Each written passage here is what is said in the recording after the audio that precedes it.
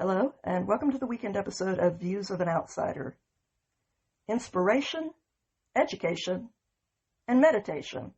Writing a new chapter. Inspiration is a complex and somewhat elusive concept. Why do certain commonplace incidents touch us in a surprisingly profound way? Why do other experiences that seem to check every box on paper leave us unmoved deep down? Whatever explanation you personally believe lies at the heart of this mystery, I think that no one would argue with the simple assertion that we would all like to be more inspired, more consistently. And since this will be my last episode on cultural issues for a while, this seemed like a fitting topic for me to end on. So I would like to start this discussion off by considering some of the things that Dr. Mike Israetel had to say on the subject. After all, it seems to me the simplest way to go about building anything in your life is to examine the basic structure first. Most people would very much like to know what it feels like to achieve some real goals in their life. But many of those same people also realize that their own inadequate motivational structure is a limiting factor in their ability to achieve the success that they long for. The good news for those people is that you can improve your motivation skills, just like you can build up your physical strength or stretch your attention span. You aren't just stuck with what you've got right now. No one is.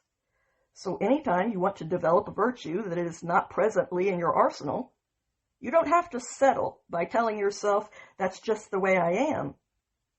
Cultivating a virtue or developing a skill is just like lifting weights. Your ability to do it grows the more that you work on it. No one is born with a six-pack. But no one has to stay the way that they were born. That is what self-improvement is all about. Inspiration, motivation, deliberate intention, habits, and willpower. These are your building blocks.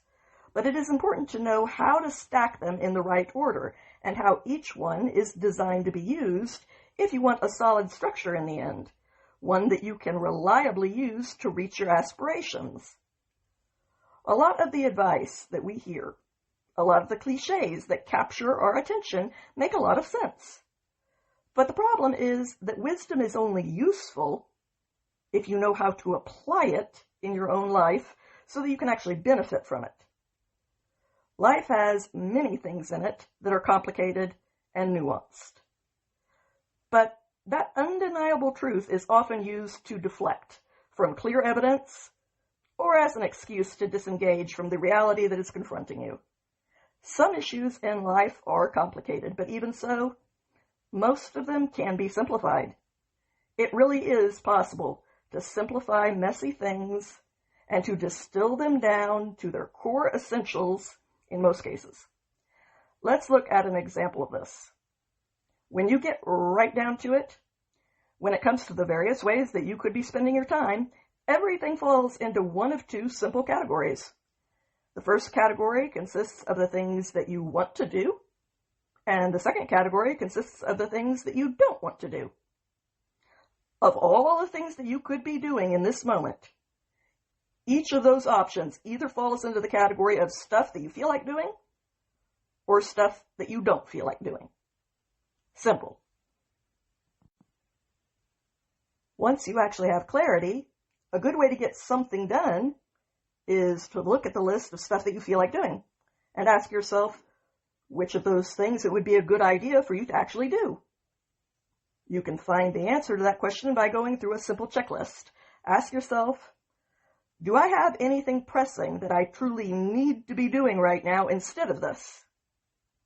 If the answer is no, then ask yourself, does this thing that I want to do hurt me or my future self in any way? For example, if you want to do drugs, acting on that desire would hurt your future self, and it is therefore a bad idea for you to do that thing. If you are at risk for major health problems and you are trying to lose weight in order to prolong your life, then eating an entire box of donuts is going to harm you and your future. But if the thing that you want to do won't damage you or your future, then ask yourself, is it going to hurt someone else? After you've considered those three questions, if there isn't something else that you need to be doing right now, and the thing that you want to do is not going to hurt you, your future, or someone else, then it is probably okay to give yourself permission to do that thing. Once again, simple. So let's look at the other side of that coin.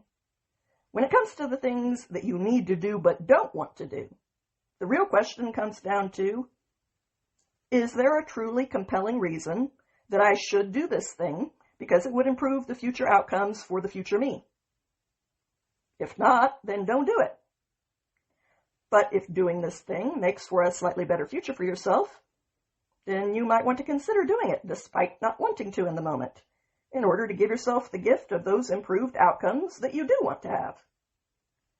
The primary thing that you should use inspiration and motivation for is to construct a better world for yourself in the future, in which you have set yourself up for the life that you actually want to have. Life is one big decision tree. You can decide for yourself in each present moment if you are going to only do the stuff that you like and never construct a deliberate future for yourself, simply take whatever you get, or you can decide that you're going to do some stuff right now that you're not that enthusiastic about doing, but you have decided to do it anyway because you know that the future you is going to be so grateful to you for the life that you've given him. There is no right or wrong answer. The choice is yours. How do you want to live your one and only life? When it comes to staying motivated, the future you is your biggest ally. The past you is dead and permanently beyond helping. The present you is rapidly becoming the past you. The future you is going to exist very soon. And optimally, you're going to want the future you to look around and think, boy, did the past me set life up great for me. The longer you've been alive, the more you already know that whatever point in time in your life that you once marked as being much later on, always felt like it arrived pretty damn quickly. So you really want to have the back of the future you as much as you can. You want to thoughtfully prepare some fertile ground for the future right now, so that you will have some options later on and not be trapped in your own life. If you do a lot of stuff that you don't particularly want to do when you're young or middle-aged, and you plow away for a while, then the future you might end up in a world where he has life pretty easy and gets to live really well. To slightly paraphrase Gurwinder Bhogal, your future you is watching you through your future memories, and whether that is with pride or with regret depends on what you do right now. But on the other hand, there is always another future you that you can always be setting up to be in an even better position than you are in now. So balance is important. You don't want to go too far by overinvesting in too much delayed gratification, or you may never actually enjoy any part of your life before it ends. You have to be able to accept when you have enough to be happy, and when more is just more. You should strive to have a good rest ethic that coexists side by side with a good work ethic. And that is where taking time for a built-in Sabbath can be an extremely healthy practice to cultivate. You're hopefully going to be hanging around in this world for a while, so invest in your future. Striving to minimize your regrets is an excellent goal to have, but keep in mind that running away from negative things isn't the greatest fuel for motivation, because the further away that you get from the thing that you don't want, the safer you feel, and the more your motivation dissipates. Running away from something is a powerful motivation to get you moving. After all, a mouse in a maze will only run so fast to reach the cheese that he smells, but it will run much faster if it smells a cat behind it. And hey, it is good to try to factor in and avoid your own cats in life, but that doesn't mean that this one element makes for the most stable fuel to power your entire life on. On the other hand, If there is something positive that you are pursuing, the closer that you get to it, the more you can taste it, and your motivation only grows instead of dissipating. So try to avoid creating regrets that you will have to live with, but motivate yourself to achieve your goals by using the fuel of, how do I build an amazing life for myself that is full of the fantastic things that I truly want? The added bonus to sacrificing now is that later on, when you have built a great life for yourself, you also won't feel like you don't deserve it. You will be able to honestly know that you already paid for it in advance by doing the hard things and choosing to delay the gratification that you have now earned the right to enjoy without feeling guilty about it. And guilt ruins the whole flavor of enjoyment anyway. But all of that doesn't solve the problem of, how do I get myself to do something that is important for me to do in the long term when I just don't want to do it? Most people try to rely on grit, willpower, and discipline in these moments, but that is a massive waste of a very limited resource that you need to conserve for later on. Willpower and discipline are very functional things that most people have stacked into the wrong level of the motivational hierarchy. So if that is the wrong approach, then how do you approach something that is important but unappealing so that you can get it done as frictionlessly as possible? First, understand that discipline and grit are these bursts of short-term rocket fuel that it is useful to have as a, in case of emergency, break glass option later on. Inspiration is the thing that gets you going, kind of like a shot of steroids when you're sick.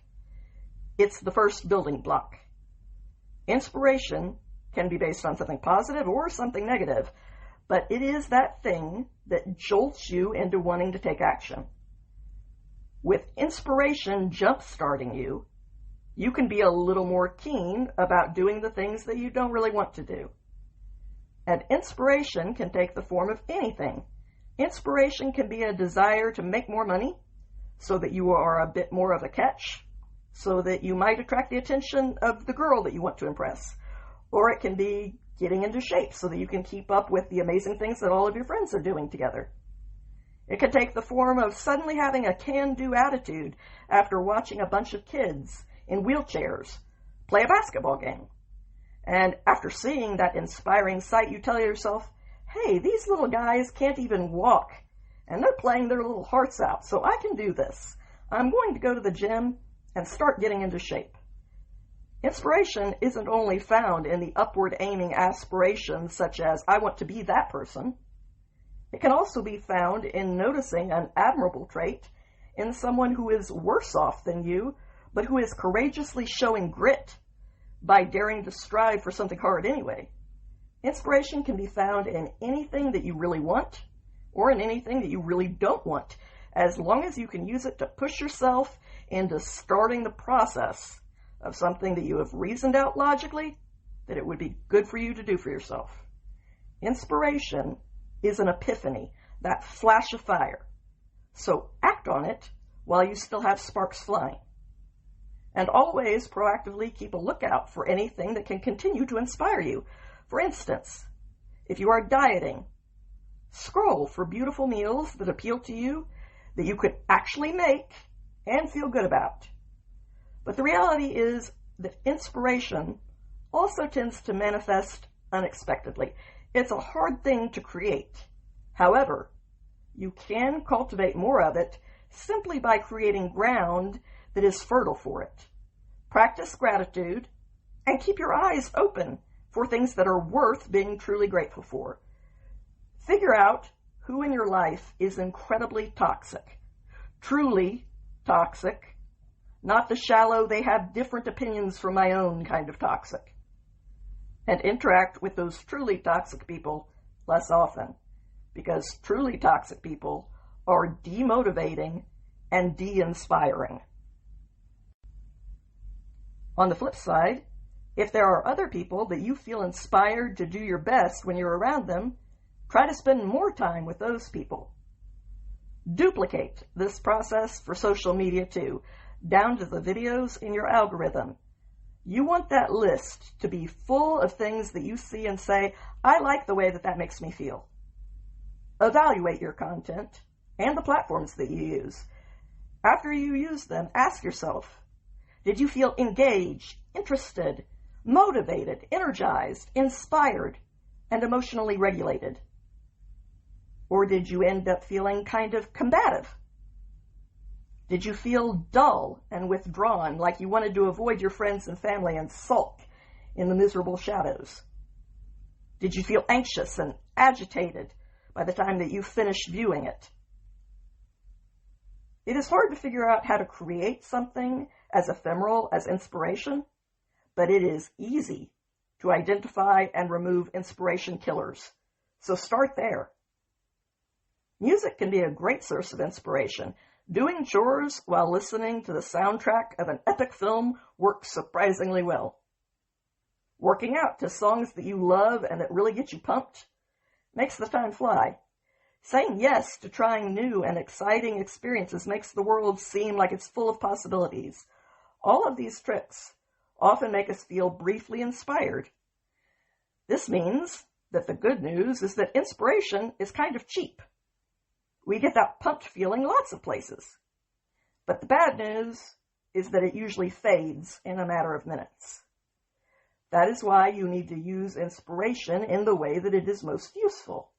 Inspiration is there to give you a kick in the pants so that it gets you out the door. Now what? The thing that initially inspired you to finally go to the gym is not going to be enough to keep you going back consistently for a month, much less for a year. Inspiration is just the booster rocket that is designed to get you off the ground. But you haven't even made it into orbit yet. So you certainly can't rely on it to take you all the way to the moon. It can't do that. Getting you to your goal isn't the job of inspiration. It's not what it's designed for. Motivation is the goal-driven desire to do a thing. Motivation is the thing that helps you remember where you are going and why. Motivation is the force that is pointing you in the direction of your goal. And a goal is any end state that you find preferable to your current state. So the key to getting somewhere through your motivation is to realize that your goal has to be specific. When you say, I want to get into shape, that is inspiration. That is the jump-starting epiphany. Motivation should make you ask, what does in shape mean to me? After all, if you quit after 1 week of diet and exercise, you are technically in slightly better shape. But was that actually your goal? Then there are the people whose lack of a specific goal leans the other way. They got in shape a long time ago. They went to the top of the mountain, down the other side, ran all across Asia, and are still chasing something more. But they have no idea what it is, because they never had a goal that was specific. To have success, you need to choose a specific, concrete goal based on two things. One, that the goal will give you awesome things that you truly want to have. And two, those things that you want are actually attainable, reasonable, and realistic things for you to pursue, not delusional fantasies. Having a fantasy as a goal is setting yourself up for failure. Having a goal that is too far out of reach is like setting off to climb Mount Everest when you're standing in South America. You want to pick a goal that is close enough for you to actually start biting chunks out of it. But you also want to pick goals that you can deservedly pat yourself on the back for achieving. Beating a group of kindergartners in a three-legged race isn't a real accomplishment. It's not a fair fight, and you know that, so it's not going to make you feel proud. So, similarly, dieting for 1 week is not going to change anything in your life, so it's pointless. Save yourself the misery. Dieting for 3 months will change something. And when you are sacrificing to reach a goal, you want to know that there will be some difference at the end after you have reached your goal. Otherwise, what was the point? The key is to set a goal that is not so distant that it's crazy, and not so easy and meaningless that you never see results or get the chance to feel good about yourself. So when it comes to your goals, be as specific as is possible to reasonably be. I'd like to lose 10 pounds by December. The best news of all is that setting real goals and accomplishing them becomes a self-reinforcing cycle that keeps you motivated to succeed again and again. Okay, so you have inspiration. I want to get into shape. You have motivation. I want to lose 10 pounds by December. Now you need to add intention to the wall that you are building. Intention means that you have an actual plan and that you are putting just a little bit of your own pride on the line when it comes to sticking to that plan. Anyone can be inspired. Most people can even stay motivated for a while. But very few people out there put their money where their mouth is by constructing a real plan of detailed intentions that they are truly invested in. But the problem with skipping this step is that intention is the bridge between what you want and what you are going to get. Actually executing a detailed plan is the only thing that causes success to happen. Up until that point, this is all just a mental exercise. And action is where a lot of people suddenly stall out. If you are actually going to do a thing, then you must have a plan that at the very least gets you headed somewhere in the vicinity of your goal. You could always alter the plan or fine-tune it as you go along, but there has to be a real plan that you are going to follow through on, because it is not having the goal of losing 10 pounds that is going to get you there. It is buying the healthy groceries and not buying the junk food. It is eating meal number 1 and not eating snack number 1. It is making meal number 2 and eating it. It is actually doing your workout, and it is repeating that process consistently. If you have inspiration, you are jazzed to do something. If you have motivation, you have a specific goal that you have directed that energy towards, and you have come up with a plan that points you in the direction that you've decided that you want to head in. And intention is pulling the actual trigger. We have a lot of advice that we can turn to concerning inspiration and motivation, but we have basically no advice when it comes to successfully forming intention. The problem with that is that motivation waxes and wanes. You are pointed in the right direction, but some days you're raring to go, and some days you have to drag yourself along for every impossible step of the way like a limp toddler. And that is when your desire to honor your intention is going to be required in order to keep you on track. If a small piece of your own self-respect is tied to the outcome of asking yourself the question, am I going to keep my word to myself? Then you have a much deeper reserve of grit to draw from.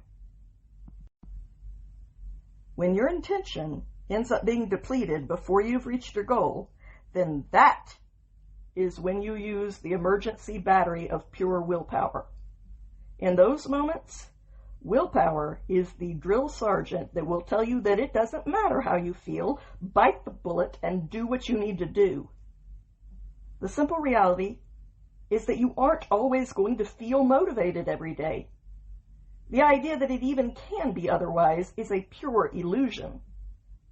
You need to realize that you are done motivating yourself at that point. That well has run dry, and now all that is left is to give yourself a brutal punch in the face. This part isn't about logic or about reasoning with yourself. This part is just pure action and determination to do the thing anyway, because you will kick your own ass until you get up and do it. but you can't live on that kind of fuel. Using that emergency power source severely drains you. You only have a few shots of that fuel in the tank, so it is just there to use during emergencies. If you think that you can use brute force for every meal, every day, over a 12-week diet, that is not going to happen. And after you drain that battery, you just don't have it in you to care anymore. And when you just don't care anymore, you are done, and nothing can change your mind. So the key is to maximize your other power sources so that you can keep this one in the tank. Try to maximize your motivation by making sure that you are truly passionate about the thing that you are doing. That way, your passion will get you most of the way, or even possibly all of the way most of the time. You need to truly want to be doing the thing that you have decided to do, or you are doomed. Being crystal clear and really specific about all of the reasons why you want this hard thing is really helpful with that. Simplifying each of your habits is another great way to conserve your motivation so that it will be enough to get you there without needing to use that emergency battery pack. You know that you can't burn willpower for very long. So if dieting is hard for you, then you need to stretch your motivation as far as it can go by simplifying everything. If you have to drive an hour just to get to the gym, that is using up a lot of your finite resource of motivation before you even get started. On the other hand, if you pick a gym that is around the corner from you and you can walk there, the motivation that is required to do what you need to do just went down significantly. Another example is having to cook every meal when you are dieting, especially when motivation is running low and pizza is just one phone call away. That becomes a stumbling block that often nails a lot of people. So cook in bulk once a week. Divide the food up into meals and freeze everything. Then at every meal, all you have to do is microwave, not cook. You only have to get motivated to cook once a week instead of several times each day. So you aren't severely tempted to order a pizza every time that a meal rolls around. You'll end up telling yourself that you already went to the trouble to make the healthy meal, so you might as well just do that. Use every trick in the book to make everything as seamless as possible so that your goals are too easy to reach, and then they can become even bigger. Once you've successfully formed a solid new habit, it is more trouble to do something else than it is to just do the same thing. That can work in your favor if you set your habits up well. Now, it takes time to optimize your habits in a way that is personalized to you, but keep working on that part, because when your life is set up in that phenomenal way, it is all downhill from there. But be careful not to let your habits get too extreme, or they will cause you to become excessively rigid, and that isn't living. Life happens. Habits have to have importance, or you won't stick to them. But they also need a little bit of built-in flexibility. Because if you're too rigid, then the first blip in the plan means that you just failed. And if you've already lost, then those people tend to say, I'm just going to go full-on hedonist, because who cares now? So if you had a cheat meal in the middle of your diet, just go back to your regularly scheduled plan. No punishment or penance is required. But that's also why it helps to make your habits realistic to begin with. You are not actually going to get up and run at 5 a.m. every morning, and deep down you know that. Plan to do what you are truly capable of doing right now, and realize that your capabilities will grow, and as they do, your plans can get bigger. Most people set an insane goal for themselves and then issue a New Year's resolution. They get a massive burst of inspiration, a huge burst of motivation, but the plan on which their intention is built is preposterous. And the habits to keep up with that plan are way too difficult to ever actually execute successfully over the long haul. And they realistically aren't going to happen. The problem with this approach is a failure to realize that motivation isn't meant to get you high so that you can be delusional. It is meant to fuel you towards something real. The other problem is that while enthusiastic people feel jazzed and they are high on their own supply, most of them also try to fix 500 problems in their life all at once. They try to get into shape, fix their finances, get out of debt, create a thriving love life, buy their own place, and get that promotion at work all at the same time. Not to be a buzzkill, but you are mortal.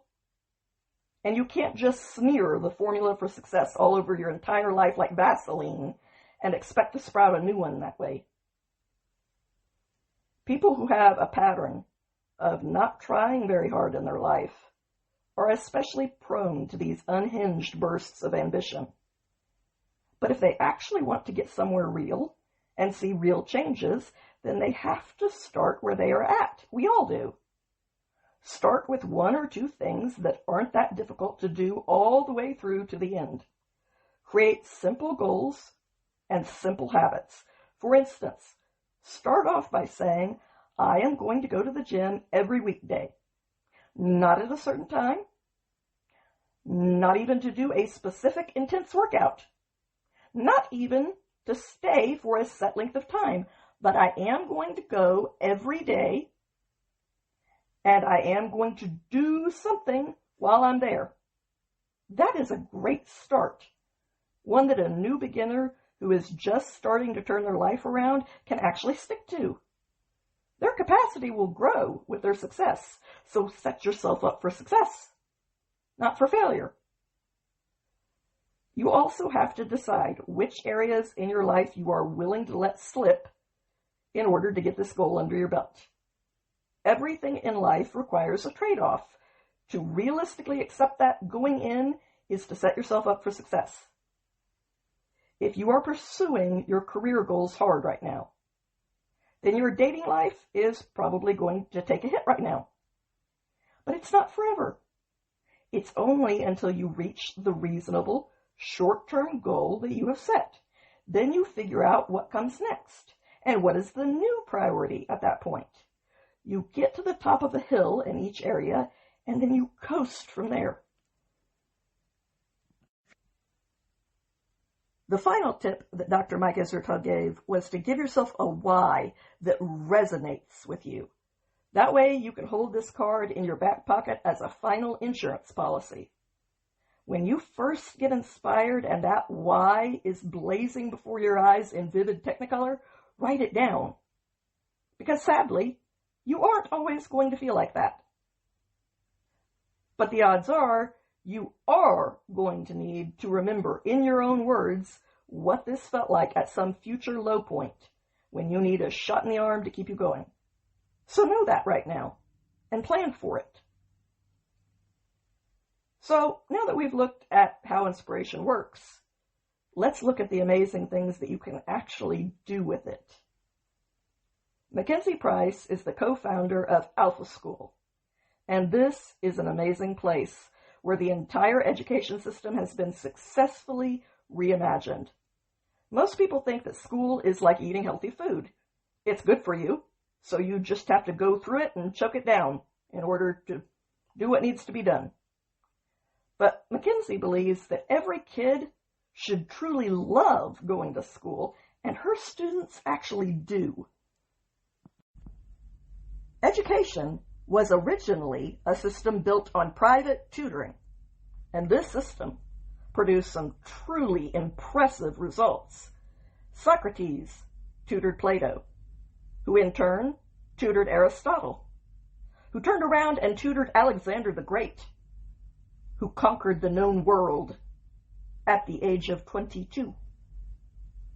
But although one-on-one tutoring produced far superior results, its scale was obviously limited, which is what caused education to be something that was once reserved only for the elites. During the Industrial Revolution, education was redesigned to make it accessible for the masses, but that system was not designed to produce the same formerly stunning results that were so full of unlimited individual potential. It was designed to create compliant factory workers to power the new industrial world. We no longer live in that world, and yet education is just about the only field in which there has been no real change since the 1800s. We live in a very different world from that one, and our needs are not at all the same as they were back then. In this fast-paced, rapidly evolving world that we live in now, we don't need to be churning out compliant drones that the elites can harness and control to power factories. We need to be producing citizens who are capable of being critical thinkers, who have a solid grasp on foundational life skills, and who have social skills that match how wide the modern social realm has become. But truthfully, at this point, our education system isn't even managing to produce decent academic results anymore, much less to keep up with the additional demands of the changing times. Teachers now have an impossible job, trying to educate a large group of children who are each on a different level in their learning process. Some of them are missing enormous chunks out of the foundation of their education, while others are so advanced that they are bored to death. Then there are the discipline problems that teachers are expected to reparent with all of the extra time and resources that they have at their disposal. And no matter how inefficient this behemoth system is, and how much further behind everyone continues to fall, the teacher is forced to just keep moving forward in the same way, like a cog in that machine. Some kids get left completely behind. And the best solution that many so-called thought leaders can come up with is to pretend to compensate for the truly vital things that future generations are being denied by awarding them unearned and meaningless brownie points that pretend to fix everything, so that the system's failure isn't quite as glaring. But that only compounds the disservice that is being done to these kids, and it condemns them to be less than they could be for the rest of their lives. Our current system is so inefficient that kids are forced to spend 6 hours a day at school, a school that they hate, and often they still have several hours worth of homework to get done afterwards during their so-called free time. And somehow they know less than previous generations did, who had a much less heavy load to carry. So what does all of that misery produce in exchange? Incredibly mediocre, if not shockingly poor results that are downright unacceptable. All of these poor kids are chained to their desk like prisoners of this failing system, and they each end up falling into one of two groups. They either learn to play the game and comply and do as they're told, or they rebel and disengage and slip through the cracks. But the children in both groups quickly learn to hate school. Fortunately, McKinsey figured out that there are only two things that are required for a student to be able to learn well. First, they have to have the right level and pace of instruction that meets them on the level that they are at. But 90% of it is that they have to have a great motivation for wanting to do what they are doing. So let's consider the motivation that we currently offer our kids. Starting at 5 years old, if not earlier, we tell them that they are going to go to school for 6 hours a day, 5 days a week, 9 months out of the year. There, they will learn to sit still, raise their hand, and ask permission to go to the restroom. In a couple of years, they will also start doing work at night. And they're going to keep doing this under an increasingly heavy load for the next 13 years. But the good news is that if you are really good at suffering and just get through all of that, then you might get the chance to go into mountains of debt that you will carry for years in order to have the privilege of going to college, where you will get to grind it out for another 4 years in order to avoid having a dead-end job for the rest of your life, and even that is not guaranteed anymore. Congratulations, kiddo, on your amazing opportunity. So, what are the results of this incredible deal that we offer young people? Studies that evaluate students from kindergarten through high school seniors show that the highest level of enthusiasm for education is in kindergarten. Then we kill that enthusiasm for the next 12 years. Year after year, the enthusiasm continues to go down until it picks up slightly among juniors and finally comes back to just under kindergarten level when you're a senior and there is light at the end of your tunnel because you're finally about to get out of this living hell. Kids show up in kindergarten excited and enthusiastic, curious and eager to learn.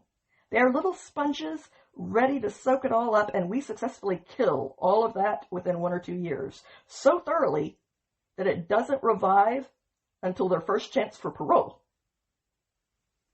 In 2 or 3 years, our current system takes a child who was tailor-made, loves school, a kid who is full of passion, and they completely wipe that enthusiasm out and quickly make them hate the idea of going back to school each morning. Doesn't that tell you that something is wrong? In our current system, the basics aren't even getting done. So there's no time to teach additional useful life skills like how to balance your checkbook, do your taxes, or manage your credit cards. But at Alpha School, AI is changing all of that. And even though a vast sector of the education system remains resistant to changes of any kind, change is coming for them, like it or not. COVID completely exposed just how sad of a state our education system is in. But for many people who experienced this same system themselves, even though they can see that its glaring flaws have only grown worse, that doesn't mean that most of us are creative enough to imagine an alternative or to be willing to experiment with changes. We think that our kids should be educated in the same way that we were educated. If you went to private school, you tend to send your kids to private school. If you went to Catholic school, you tend to send your kids to Catholic school. If you went to public school, you tend to send your kids to public school. But our own memories of these systems are distorted because we know the conclusion, which is that we turned out okay. That causes us to misremember what the picture looked like before the end of the story arrived, and we start to believe that our education experience couldn't have been that counterproductive, but it was. We turned out okay in spite of the way we do things, not because of it. We end up remembering the high points and the low points of our school years, and we forget the true reality about the average day-to-day experience. A lot of people already realize that our education product is not a great one, and that it is not producing what we want for our children. But they have a hard time imagining what they could do to change anything about it. But places like Acton Academy, which we covered last year, and Alpha School are succeeding in leading the way on these imaginative fronts. We currently spend over $15,000 per student per year. Places like New York spend nearly $30,000 per student per year. And in exchange, on average, only 1/3 of children can do math or reading on their grade level. And that gap only grew wider during COVID. Consider this: a high school senior who graduates in the 50th percentile, so by definition, average, knows the same amount of math as a third grader who is in the 99th percentile. That means that half of the students that we give a high school diploma to don't know as much math as a well-educated third grader does. And yet we've wasted 9 years of their life in between those 2 points, making them miserable for nothing. No one is talking about it, but this is one of the biggest sources of inequality in our society. Because for a kid that is that far behind, 4 years of high school is a complete waste of time. It gives them absolutely nothing. Going about education in this way is like building a tower in the game Jenga.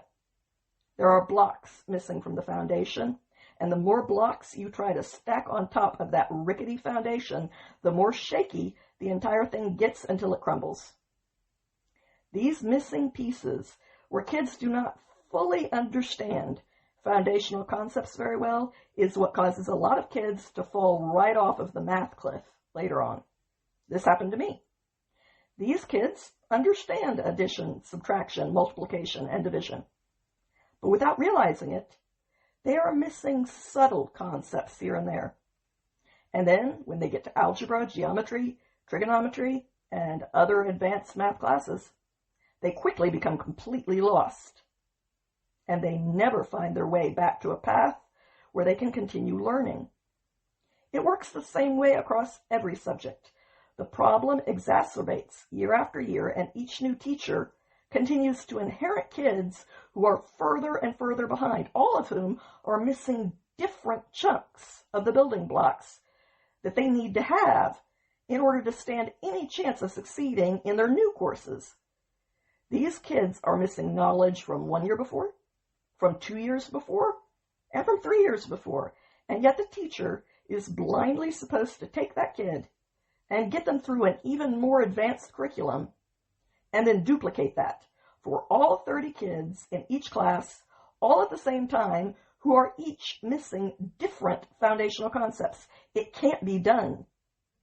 Teachers are underpaid, overworked, underappreciated, and expected to work miracles. They feel restricted and hamstrung by the system, and the good ones are leaving the industry in droves. On top of this, teachers are dealing with difficult parents and being put in the middle of religious culture war crusades where they are expected to be evangelists for every extreme ideology that trends online in echo chambers. Plus, they have to keep an eye out for children in real trouble who might be being abused. Teachers have been given a bucket that consists almost entirely of holes, and they've been told to empty the ocean with it. It isn't working, and we can't expect it to ever work. The good news is that this level of failure simply isn't sustainable for much longer. We aren't attracting new teachers to the field. After all, they would be required to go into debt in order to get the degree that they need to have in order to unsuccessfully take on this impossible job in the first place. The people that are still going into education tend to be the people in the bottom 25% of their graduating college class. If we actually want good results for a change, then teachers need to be people who have a passion for educating children, and they need to want to devote their life to doing that. People who want to create mindless disciples for their preferred ideology because they've been captured by the delusional lie that they are going to create a fantasy utopia by brainwashing the next generation, need to go into other fields where they can't harm innocent people with their own sickness. After all, most of the world's greatest atrocities were committed in the name of that same arrogant delusion of grandeur, utopia. First, we need to separate the wheat from the chaff and exclude the chaff from critical areas. And then, we need to realize how noble a profession truly teaching children really is. And third, we need to realize that this problem is not just about one troubled school or whether you should switch from public school to private school. The entire model of what school is, this model of education itself, is fundamentally broken. As a result of this undeniable fact, more and more people are homeschooling their kids. And homeschoolers found out a long time ago that it does not take all day, in which you must chain your child to their desk like a prisoner in order to educate them and do it better than our broken and troubled school system does.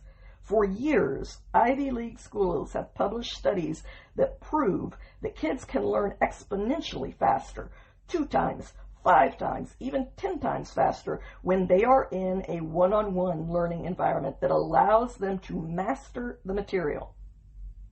But we can't realistically provide a personal teacher for every student. Until now, artificial intelligence is already allowing us to precisely measure each child individually and then to tailor-make a customized education plan for that child. AI can give each kid that one-on-one mastery in their education. And as a result, kids are being better and more thoroughly educated in a fraction of the time. Alpha Academy students are performing in the top 1% of the entire country, and they get their classes done in just 2 hours each day. The rest of the day, these kids attend workshops that teach them real life skills. This school is able to focus on unlocking each child's maximum potential. They are taught entrepreneurship and financial literacy, leadership and teamwork, public speaking and inspirational storytelling, giving and receiving feedback, dealing with failure, socialization, negotiation, and communication. Alpha School proves that kids thrive in an environment where there are high standards set for them and high support provided to help them meet those standards. By having AI tutor each child individually, the teacher's role is transformed into that of a coach who is there to provide motivation. These teachers are supporting, mentoring, and challenging their students. They have time to figure out each child's individual gifts and abilities, what makes them tick and what excites them. Then they can nurture all of that. And they can discover the internal story that each child tells themselves when they are challenged by failure. Then they can instill in them a growth mindset while also instilling both confidence and a competence to base it on. Teachers get to focus on investing in each child instead of drowning in the meta picture of a Herculean task that they are always failing at until they finally burn out. The goal of these teachers is to help kids figure out who they are individually, unlock what they are uniquely good at, and then give them the life skills that they need in order to be able to succeed at the thing that they were made for. After they crush their academics, these kids learn how to run a business, how to give a TED Talk, how to do teamwork exercises, how to use AI tools to maximize everything that they do, and the results are nothing short of magic. Kids show up to school at 8:45. They start out with a group activity together, usually a physical challenge to get the blood flowing, combined with a growth mindset motivational element. Then at 9 a.m., each student sits down at their own laptop and starts learning on an AI that is trained specifically for that child. They spend 25 minutes on math, 25 minutes on reading, 25 minutes on language, 25 minutes on science, with a 20-minute block at the end for whichever subject they want to spend some extra time on. Reading can be tailored to each child's individual level across all subjects, and reading can be doubled up in order to teach history or social studies at the same time that it is teaching reading. The kids get breaks in between each subject. They also get 90 minutes a day of unstructured recess time to get all of their energy out. One of the best parts is that kids are never held back with younger students, and advanced kids never have to be skipped ahead to be bullied by much older kids. 2 7-year-olds can sit side by side, and one can be working on algebra, and the other can be working on multiplication tables. There is personalized learning for each student. AI can take a graph of the child's knowledge, revealing what they understand thoroughly and what they don't know very well, and then overlay that with their interest graph and use their interest in baseball to teach them math. And they don't have to sit chained to their desk in order to learn at this incredible speed. These students are in the top 1% of the nation, and they can curl up in a corner with their laptop and prop their feet up because they are working hard and succeeding, and that earns them the right to exercise a little flexible autonomy in their individual approach. Alpha School uses a vision model and LLMs to create personalized learning plans for each student. They don't use chatbots at all, because those are just a great way for kids to cheat instead of to learn. The child logs into a dashboard and clicks on the math button, and the AI will take them to whichever math app is best suited to that child based on the level that they are at and their learning style. Alpha School has many of their own apps, and they also use third-party apps too, so that every child gets whatever works best for them. And the AI is not only forming an individualized lesson plan, but it is also evaluating how efficiently the student is learning by analyzing how accurate their answers are and also how long it takes them to answer. If it's taking them too long, that could be a sign that they need to go back and revisit a concept in order to fill in a hole before they get too far ahead and end up lost. The AI can encourage them to reread the explanation or to watch a video that explains the concept in question, especially if the AI noticed that they skipped that part. These kids are taught that the fastest way forward is to slow down or even sometimes to go back and fill in holes, rather than thinking of that as failure. This school is creating self-driven learners who have the skill of having learned how to learn. If there is a concept that they don't understand after their first reading, then they can go into one of the school's resource libraries and read a different explanation of that concept or watch a video on it. So these kids don't end up with gaps in their foundation that end up haunting them for the rest of their education. Students can even mark which videos were the most helpful at getting them to understand something that they were struggling with. And their teachers are always there to help them and guide them towards any additional resources that they may need. But the AI teaches the actual subjects, and it coaches the kids to go back and reread whichever concepts that it has determined through analysis need to be strengthened. And after the school day ends, kids actually get to go home and hang out with their families instead of being slaves to a mountain of homework. Kids can also take their schooling with them anywhere because they are not tied to the classroom or to the place in the curriculum where their class happens to be. The AI and the apps can go with any student anywhere they go. They can log into the system anywhere. This allows families the flexibility to travel when needed and for kids to participate in the equivalent of a foreign exchange program by going to an Alpha School in a different city or state where they can continue on with their education without missing a beat. By lunch, the kids are done with their academics for the day, and the computers get put away. Their afternoons are full of life skill-packed extracurriculars. Kindergartners learn to complete a 5-mile bike race as a team. They also learn how to climb a 40-foot rock wall. Second graders build a business together and raise $5,000 for a charity. Middle school students do a history trivia workshop and combine that with weightlifting, where they learn how to increase their physical strength and bench press, all while creating healthy habits. Kids in this school learn to code. They learn art. They learn music. They learn to create. They learn storytelling, and they learn to be go-getter entrepreneurs. These kids are not only learning the 3 R's of reading, writing, and arithmetic. They are learning the 4 C's of critical thinking, communication, creativity, and collaboration. These skills are more important than ever because human beings are going to have to become masters of staying on the creative frontier in order to thrive in a world that AI is soon going to dominate. And Alpha School is preparing kids to push those limits. For example, 5th graders learn public speaking by creating their own 5-minute narrative centered around an emotional appeal. First, they have to craft and write out their speech. So they're learning how to author papers. Then they get feedback from an AI tool on how to make their talk more compelling and engaging. Then they practice their speech for the AI tool in a completely unintimidating setting, and they get feedback on the number of filler words that they're using and their intonation, etc.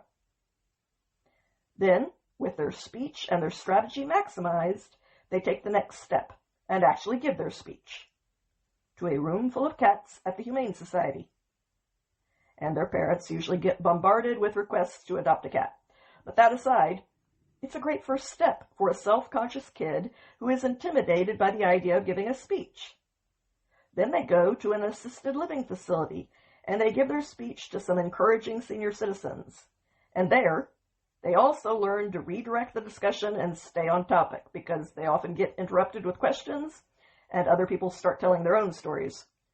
So they are building confidence, while they are also making intergenerational connections in the broader community. Then they go to the local bookstore and give a performance at an open story time, and ultimately, they graduate by flying to New York City, where they have the courage to participate in an open mic night in front of strangers. That's how you take a shy child and gradually stair-step them up in a fun way to help them expand beyond the natural limitations of their discomfort. This is built-in exposure therapy, replacing the idea of just saying, I have anxiety and therefore certain experiences aren't ever going to be a possibility for me. This is something better. It's giving kids possibilities. These kids learn how to receive feedback from the real world without fear. That open mic night isn't an audience that is made up of those kids' parents who are going to clap no matter what they do. But these kids have the support of their teacher, who could remind them that they had carefully developed the abilities that they need and built the skills to be able to do these things. This approach gets the kind of results that we actually want for our kids. Alpha School surveys their kids every 6 weeks, and they ask them, do you like going to school? 95% of them say they love school. But the survey takes it even further and asks them, would you rather go to school or would you rather go on vacation?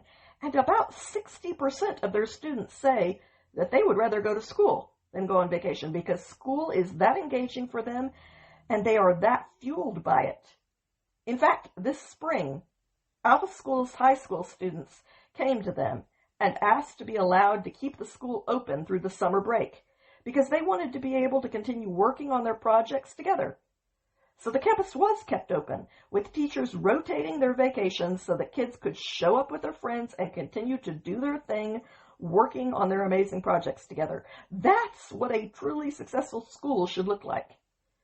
When kids are excited about showing up and have been given a drive to keep going, so much more is possible. Alpha students love school, but not because every day is Disneyland. This school believes in a rigorous environment.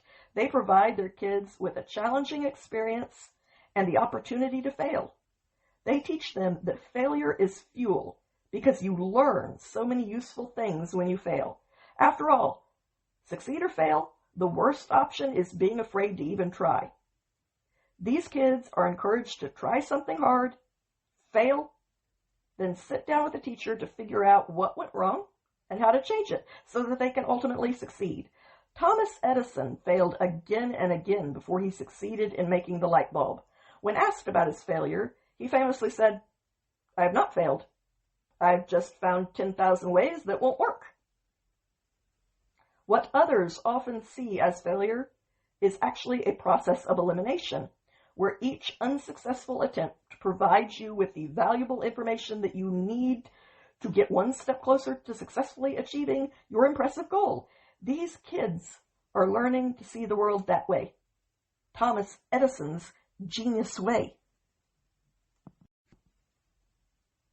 These kids are taught how to be creators and contributors, as opposed to just being consumers.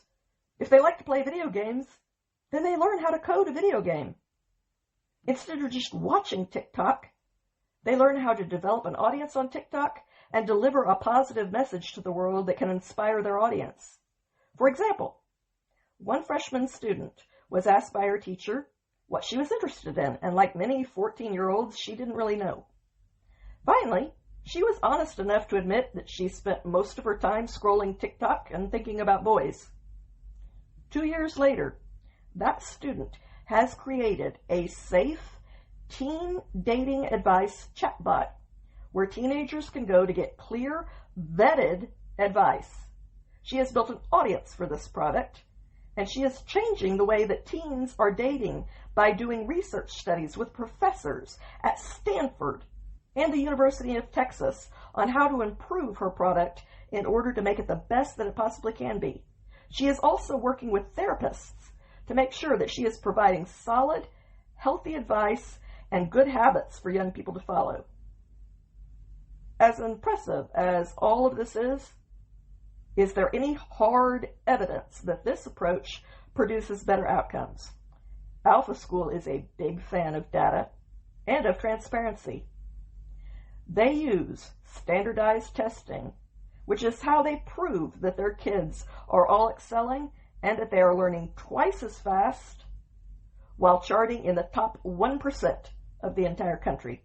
On top of that, the average SAT score for their high school seniors was 1530 out of 1600. That's just the average. It's insane how amazing these kids are doing. The average SAT score for their freshman students is somewhere around 1410.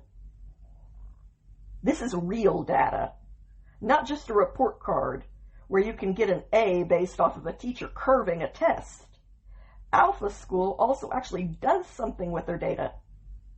They use all of the information that comes out of their standardized testing and they feed it back into the AI so that it can assess any holes in the child's education and create lessons for them to fill those holes.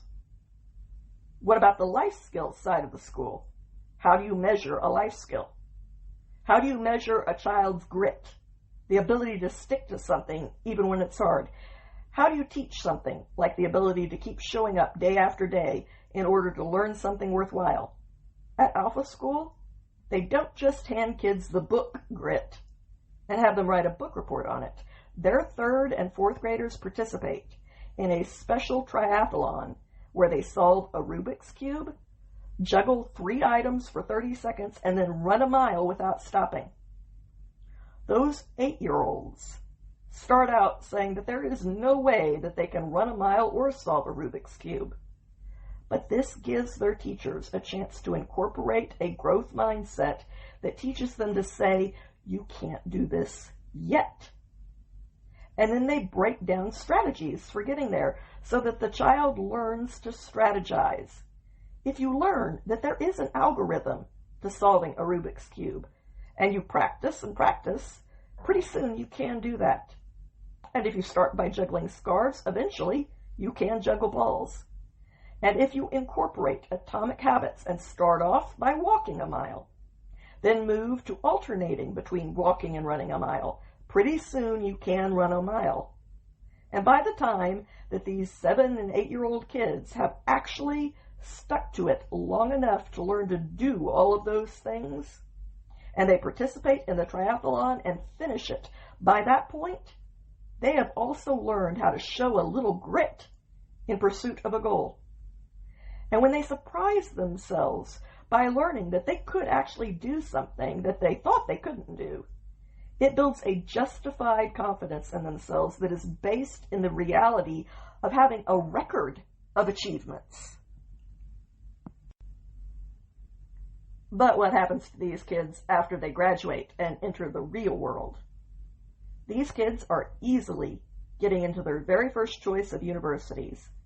And even though they find some of their Ivy League lectures pretty boring, and the traditional school system pretty inefficient after their own alternative experience, it doesn't stop them, because they've learned how to learn on their own. And with that skill, they are doing well and enjoying all of their other college experiences. Every former Alpha student except one had perfect 4.0s at the end of their freshman year. And that other student got all A's and 1 B in one class. Mackenzie's own daughter is at Vanderbilt, and she noticed an interesting difference between herself and the other students in that her education had taught her to pursue her interests and develop her own passions, which she was continuing to do at college. But her classmates saw getting into the good school as the finish line, and they didn't really have any ambitions of their own. All of the extracurriculars that they had pursued in school were purely things to add to their resume so that they could get into a top college. They have never pursued anything in order to develop their own passion for it, and they are still trapped in that mindset of just checking boxes in order to get ahead. But what else would you expect if you stop and think about it? After all, that kind of automatic compliance is exactly what the current education system was designed to produce. But Alpha School runs their students through a values workshop that encourages them to figure out the intersection of the things that they love, the things that they are good at, and the things that the world needs. Once the kid has figured out where those three realms cross, then the school teaches them how to develop the skills that they need to have in order to pursue their customized dream.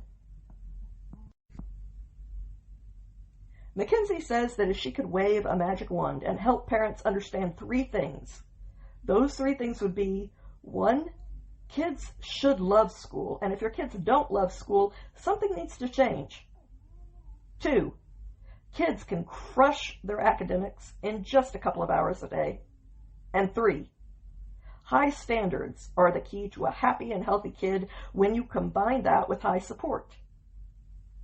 Alpha School always has their students do an assessment at the end of each day, and one of their kindergarten students stood up and said that he had only achieved one of his 4 math goals and 2 of his 4 reading goals that day. And that 5-year-old little boy had thoughtfully determined that the reason that he did not hit more of his goals that day was because he had been distracted. And he had decided that he was going to do better the next day by fixing the problem and not sitting next to Gus. Now that is a very self-aware 5-year-old. He was clear on the goals that he had set for himself. He was capable of assessing how well he had done when it came to meeting his own goals. He was clear on what had caused him to fall short of meeting the goals that he had set for himself. And he was capable of taking ownership of the situation, and he used his autonomy to formulate a plan for what he was going to do differently tomorrow, so that he could achieve the outcomes that he wanted to. This 5-year-old already has a major playing advantage over many college students. Having kids take ownership of their education, rather than just riding the train to wherever it takes them and doing whatever the teacher tells them to do, is much more useful preparation for their lives than the training that they get in the traditional system, which was, after all, designed to produce compliant factory workers. Now, it is true that Alpha School is an expensive private school where the workshops include things like learning how to sail a boat from Florida to the Bahamas over the course of 5 days. They have a wilderness school and an elite athletic academy that does everything from helping the child get better at the sport that they love, to helping them negotiate their contracts and plan their Nike ad campaigns, to how to give their post-game interviews well. And Alpha School pays their teachers well, with 6-figure salaries. So their schools run between $25,000 and $75,000 a year, depending on which city it is in and the model of that school. But Alpha School is opening up a new model of their school system in Texas that is going to cost $15,000 a year, and in Texas, they recently passed school choice, which gives parents about $10,000 a year towards their child's education. That brings the actual cost of giving this quality life to your kid down to $5,000 a year. And the entire education system is going to start changing with the times because it won't have a choice. This technology is going to be cheaper and more efficient than not using it will be. And even in public school, if they switch to this model, after a few hours of academics, kids can spend their afternoons in drama class, sports, music, art, or any other typical extracurriculars. AI is going to do for learning what the microscope did for biology. This is a whole new world of possibilities. So if you would like to learn more, you can look for Future of Education on social media, or just look up the Alpha School online. I don't know about you, but I love stories like these that leave me feeling optimistic about the future and inspired to contribute to making it possible. When I look around at the success of motivational videos and the high demand for them, or at the success of things like Sam Harris's meditation app, I tend to think that a lot of people in our world must be feeling the same need to be lifted up above the muck that we have all grown tired of living in. I think most people want to rise above, not wallow below. And I think that all of those people are looking for anything that they can find that elevates them and helps them transcend themselves. And I would really love to help all of those people do that in the same way that I've been helped by others. But what source of inspiration could I offer as my own tiny contribution to making this world and the lives of the people in it better? As a kid, I used to read through the book of Psalms and Proverbs every month, and I did this for years.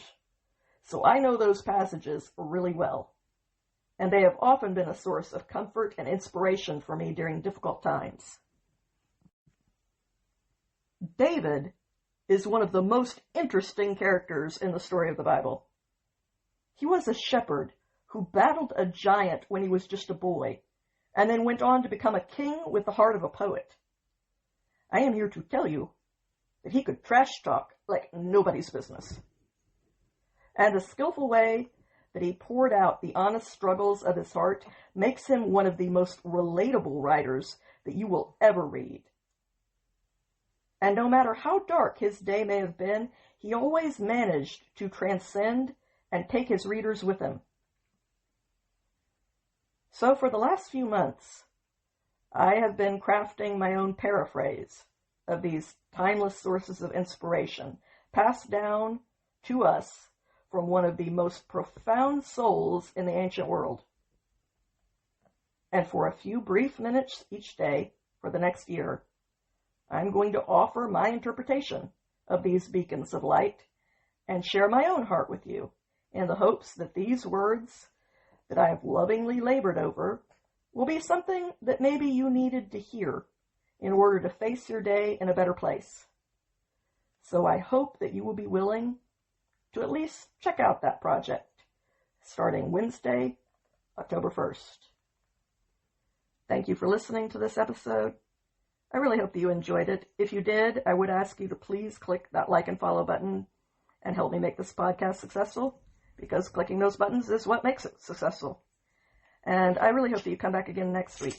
Until then, have a good week, my friends.